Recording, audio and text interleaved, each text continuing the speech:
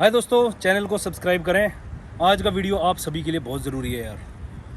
मैं वो बातें करता हूँ जो एग्जिस्ट करती हैं, जो प्रैक्टिकली सही होती हैं और जो कि सोसाइटी में चल सकती हैं। मैं नॉनसेंस बातें नहीं करता। Let's start the video. मैंने आज इंस्टाग्राम पे, फेसबुक पे एक वीडियो डाली है जिसमें मैंने आचार्य प्रशांत, खैर मैं उसको प्रशांत ही बोलूँगा, आचार्य उचूर्य तो कुछ ना है वो, क्योंकि उसकी बहुत सारी बातें ऐसी हैं नॉनसेंस। ठीक है भैया, आप एज में बड़े हो, दाढ़ी सफ़ेद होगी, बाल उड़ गए, इसका मतलब ये नहीं है कि आपको पूरा ज्ञान है। और अगर आपने यूपीएससी भी क्लियर किया था और नौकरी थी वो छोड़ छाड़ के आगे, तो ज़रूरी नहीं कि आपको पूरी की पूरी चीज़ों का ज्ञान है। आप किताबी बातें करते हैं, मैं प्रैक्टिकल बातें करता हूँ। Let's start the video. तो भाई वो वीडियो डाली, उसमें अब आगे जेनजीज़ को पता ही नहीं कि आज से कुछ साल पहले क्या होता था और आज भी क्या होता है। जेनजीज़, जनरेशन जेड, 1998 से लेकर सन 2011-12 तक की जनरेशन जो है जेनजी है। इनको ये लगता है, इस जनरेशन को, कि क्योंकि इनको सारी चीज़ें अवेलेबल है, ये सोचते हैं कि हमें इंटरनेट मिल गया, हम बहुत स्मार्ट हैं और हमें हर चीज़ का ज्ञान है। तुम सारे बच्चे हो, तुम्हें ज्ञान नहीं है। मैं वीडियो को डिटेल में बताऊंगा।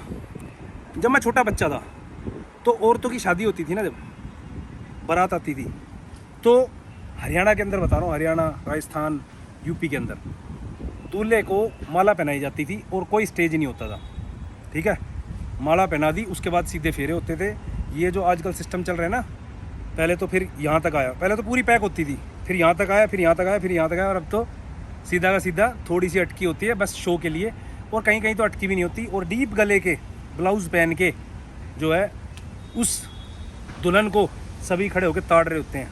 भाई देखो, एक बात बताता हूँ, मेल जो है ना, male, he is always attracted towards a female. अगर he is a definitely male. जिसको मेरी बात समझ आ गई वो आ गई, नहीं तो तुम बार बार ये लाइन रिपीट कर करके देखते रहना मैं क्या कह रहा हूँ। आदमी औरत की तरफ ही आकर्षित होगा, जो नहीं होगा वो फिर मर्द है ही नहीं। तो वो आकर्षण होगा तो क्या होगा, वो उसको गलत निगाहों से ही देखेगा। ठीक है, क्योंकि अगर आदमी डेफिनेटली मेल नहीं होगा तो सृष्टि ही रुक जाएगी। अब ये नहीं कि भाई उसकी जिससे शादी होनी होगी उसी के बारे में वो विचार करे, किसी लड़की को नज़र उठा के देखे ही नहीं, ऐसा नहीं हो सकता। हम समाज में रहते हैं, हम दुनिया में होते हैं, हम बैचलर होते हैं, तो हम सबको देखते हैं। जो भी युवती हमें दिखती है हम उसको देख के अट्रैक्ट होते हैं, ये नेचुरल चीज़ें हैं। ठीक है, तो अगर आप कहते हो कि पर्दा नहीं होना चाहिए, ठीक है, तो सब जो है कैसी निगाहों से देखेंगे, सोचो। अब सपोज करो आपकी बहन या आपकी बेटी, वो आपके साथ जा रही है, उन्होंने कोई पर्दा तो नहीं किया हो क्योंकि वो शादीशुदा नहीं है, लेकिन उनको क्या लोग सही नज़रों से देखते? अगर सही नज़रें होती तो देश के अंदर जो बलात्कार हो रहे हैं वो हो रहे होते नहीं होते ना, छोटी छोटी बच्चियों को नहीं छोड़ते। यहाँ पर आ जाते कुछ ज्ञानी बाबा कहने कि आचार्य जी सही कह रहे हैं, आदमी को अपनी निगाह ठीक करनी चाहिए। तो भाई करके दिखा दो तुम आदमी की निगाह ठीक, मैं मान जाऊँगा।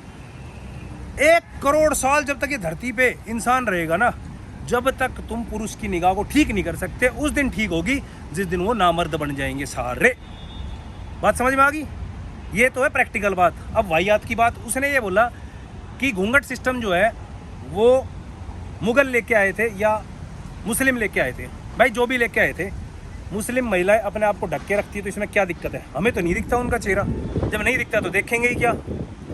एक पिक्चर आई थी पद्मावत, पद्मावत के अंदर जो खिलजी था, अलाउद्दीन खिलजी है, वो पहुंच गया था ना राजा के महल में, पूरे दिन उसके साथ टाइम पास करा, फिर बोला अपनी बीवी की शक्ल तो दिखा दे। मैंने बड़ी तारीफ सुनी उसकी।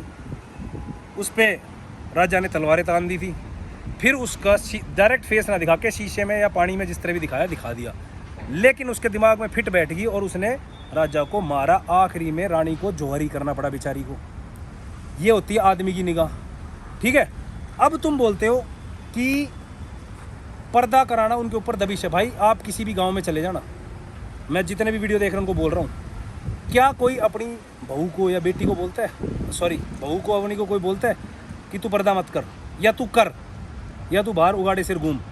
एक बार घूम लेना गांव के अंदर। नहीं नहीं बहू, देखना फिर क्या छवि बनती है और क्या होता है। इनकी बहू तो उड़ंडा है, इनकी बहू तो ऐसी आ गई, घनी मॉडर्न है, उसका तो शर्म ना है, लिहाज ना है।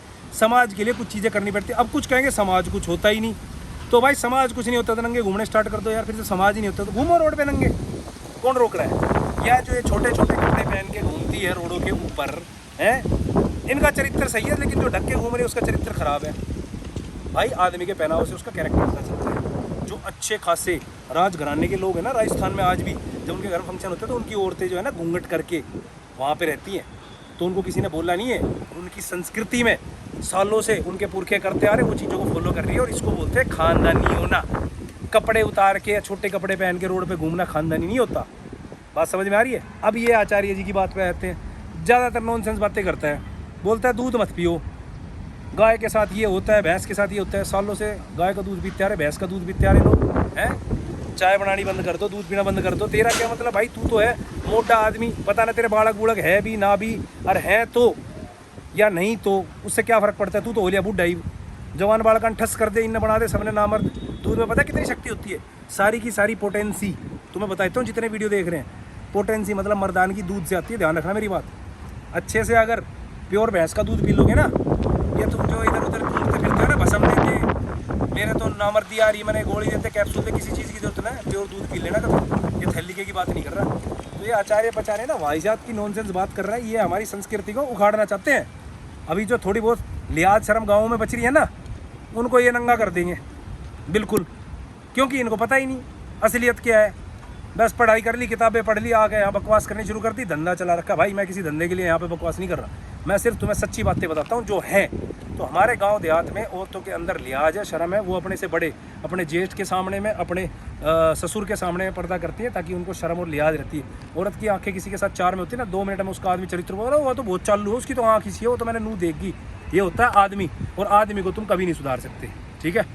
तो ये वाहियात की बातें जो है ना, आचार्य पचार्य नाम लगाने से और खामा खा की भैं करने से, ये जो किराए के बैठा देते हैं ना बालक लाला के, कॉलेज के, स्कूल के, बैठ के तेरे बकवास सुन रहे सारे के सारे, ये बेचारे नादान, इनको पता ही नहीं, तेरी बकवास सुने जा रहे हैं और तू इनका ब्रेन वॉश कर रहा है। हमारी संस्कृति क्या थी? वेस्टर्न कल्चर था क्या? इतने कपड़े हैं जिसमें छाती भी दिखे छोरियाँ की, और उनके यहाँ से सब कुछ हिप्स वगैरह सब दिखाई दे, ये था हमारा कल्चर? ये नहीं था। लेकिन तेरे जैसे आदमी आचार्य नहीं प्रशांत, ये गंदगी हमारे देश में फैलाने की कोशिश कर रहे हैं। हम फैलने नहीं देंगे इसको, करे जा बकवास, ठीक है? वीडियो को भाई शेयर कर देना अच्छी लगे तो, और चैनल को सब्सक्राइब कर लेना। Thank you.